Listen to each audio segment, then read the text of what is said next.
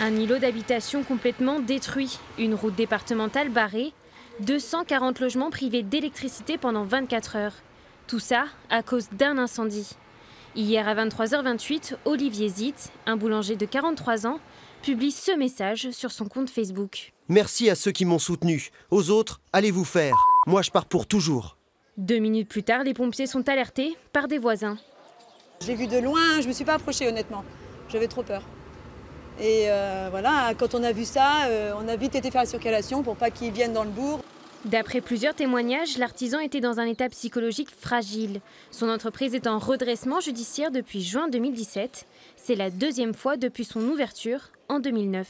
C'est quelqu'un qui travaillait beaucoup, qui était très investi. Voilà, peut-être aussi que des fois l'excès de travail crée des fatigues ou des burn-out. Et puis peut-être qu'on est dans... Moi, je ne peux pas vous dire, je n'ai pas de diagnostic à poser, mais en tout cas très certainement épuisé par beaucoup de travail et beaucoup de volonté que ça marche pour le mieux possible. Lorsque la situation financière d'une société est difficile, la Chambre des métiers rappelle que des solutions existent. Si un artisan nous appelle, d'abord un technicien du service économique va se rendre sur place, va faire un bilan de toutes les difficultés qu'il rencontre et on trouvera forcément des solutions.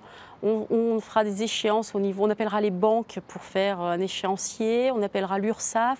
Voilà, on a tout un arsenal de dispositifs pour essayer d'alléger les problèmes financiers de l'artisan.